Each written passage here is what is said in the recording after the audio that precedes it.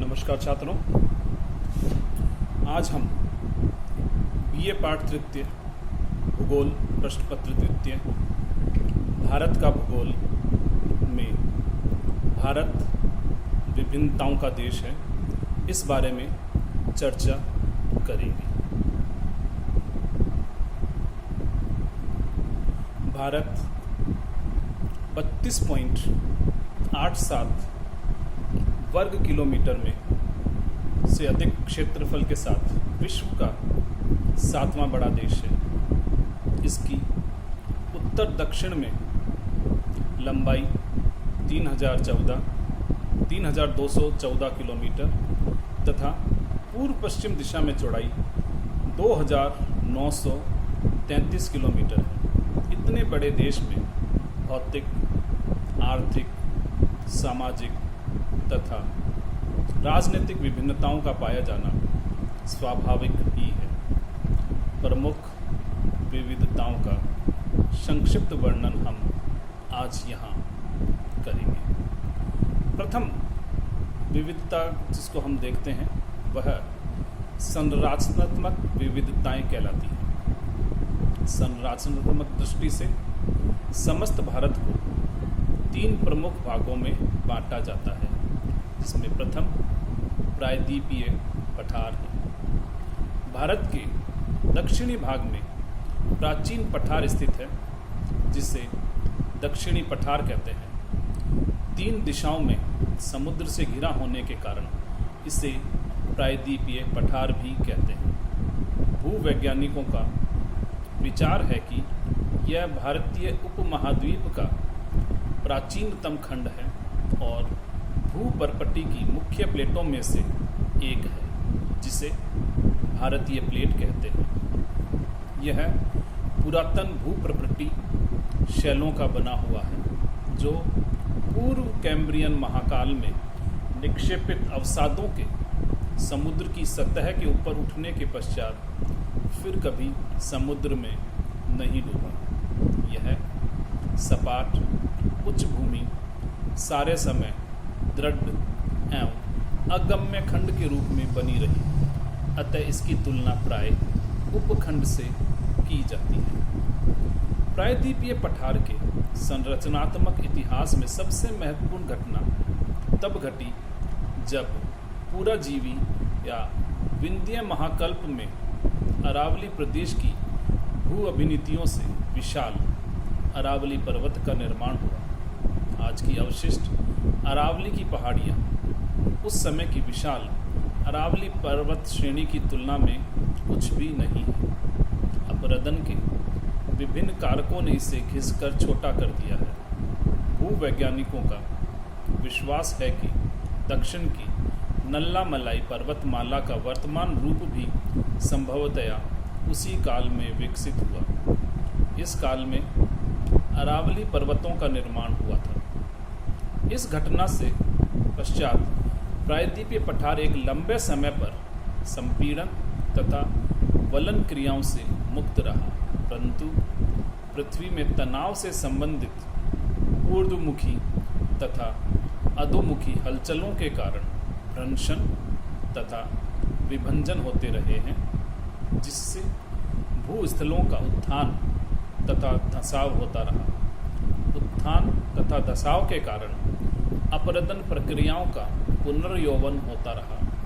ऐसे नए उत्थानों के प्रमाण पलनी तथा नीलगिरी की पहाड़ियों में देखे जाते हैं। दूसरी ओर गोदावरी महानदी तथा दामोदर घाटियों की द्रोणी भी भ्रंशन तथा नर्मदा एवं तापी नदियों की भ्रंश घाटियाँ तथा मालाबार एवं मैक्रोन तटों के भ्रंश धसाव के प्रमाण प्रस्तुत करते हैं। दूसरा भाग है हिमालय पर्वत तथा उससे संबंधित पर्वतमालाएं।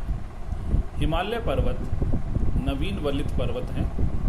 विद्वानों का मत है कि आज से लगभग 7 करोड़ वर्ष पहले मध्यजीवी पूरा कल्प में वर्तमान हिमालय पर्वत के स्थान पर एक विशाल भू अभिनति थी, जिसे टेथिस सागर के नाम से पुकारते हैं। इस विशाल सागर के उत्तर में अंगारा लैंड तथा दक्षिण में गोंडवाना लैंड नामक स्थलीय भाग स्थित थे। इन स्थलीय भागों से अनेक नदियों में तलछट की विशाल राशि का टेथिस सागर में निक्षेप किया। मध्यजीवी पूरा कल्प के अंत में कुछ भूगर्भीय हलचलों के कारण गोंडवाना लैंड तथा अंगारा लैंड एक दूसरे के निकट आए और टेथिस सागर में निक्षेपित तलछट पर संपीड़न होने लगा। इस संपीड़न के कारण यह तलछट वलित होकर ऊपर को उठने लगा और वर्तमान हिमालय का निर्माण हुआ। हिमालय पर्वत के निर्माण के संबंध में प्लेट विवर्तनिकी सिद्धांत को आजकल अधिक मान्यता दी जाने लगी है। इस सिद्धांत के अनुसार पर्वत निर्माण कार्य घटनाएं प्लेटों की गति से संबंध रही हैं। अतः भू अभिनीति सिद्धांत का स्थान प्लेट विवर्तनिकी सिद्धांत ने ले लिया है। प्लेटों के आपसी टकराव के कारण उनमें तथा ऊपरी महाद्वीपीय चट्टानों में प्रतिबलों का एकत्रित होता है, जिससे वलन भ्रंशन तथा आग्नेय क्रिया होती है। हिमालय पर्वत श्रृंखलाओं का निर्माण उस समय हुआ जब भारतीय प्लेट उत्तर की ओर खिसकी तथा उसका यूरेशिया प्लेट के साथ टकराव हुआ। भारतीय प्लेट के उत्तर की ओर खिसकने से 6.5 से 7 करोड़ वर्ष पूर्व टेथिस सागर सिकुड़ने लगा। लगभग 3 से 6 करोड़ वर्ष पूर्व भारतीय एवं एशियाई प्लेटें एक दूसरे के काफ़ी निकट आ गई। फलस्वरूप क्षेपकारों में विभंगित होने लगा। लगभग 2 से 3 करोड़ वर्ष पूर्व हिमालय पर्वत उभरने लगा। भारत में भूगर्भ संबंधी विविधताओं का अनुमान इसी तथ्य से लगाया जा सकता है कि विश्व के नवीनतम पर्वत हिमालय तथा प्राचीनतम पर्वत अरावली भारत में ही है और यह दोनों एक दूसरे के काफ़ी निकट हैं। अरावली पर्वत की शाखाएं दिल्ली तक पहुंचती हैं और यह शिवालिक की पहाड़ियों से लगभग 200 किलोमीटर की दूरी पर है। तीसरा क्षेत्र है सिंधु गंगा एवं ब्रह्मपुत्रा का मैदान। हिमालय में उत्तर में हिमालय तथा दक्षिण में दक्षिणी पठार के बीच स्थित इस विशाल मैदान को भारत का उत्तरी मैदान भी कहते हैं। यह मैदान अर्धचंद्राकार रूप में पश्चिम में सिंधु नदी के डेल्टा से पूर्व में गंगा नदी के डेल्टा तक विस्तृत है। यह सिंधु गंगा एवं ब्रह्मपुत्र नदियों द्वारा निर्मित है। इसका निर्माण मुख्यतः हिमालय से निकलने वाली नदियों तथा कुछ दक्षिणी पठार से उत्तर की ओर बहने वाली नदियों द्वारा निक्षेप से हुआ है। हिमालय के निर्माण के बाद हिमालय पर्वत तथा दक्षिणी पठार के बीच एक गर्त बन गया था, जिसे टेथिस सागर ने जल से भर दिया।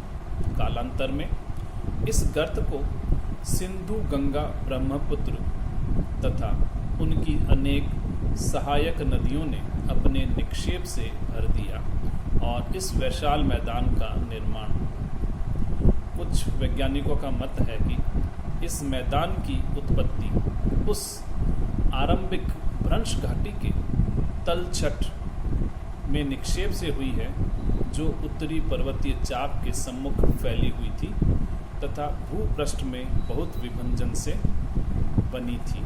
सुंदरबन के निरंतर बढ़ते हुए डेल्टा से इस बात का प्रमाण मिलता है कि इस विशाल मैदान का निर्माण अभी भी जारी है।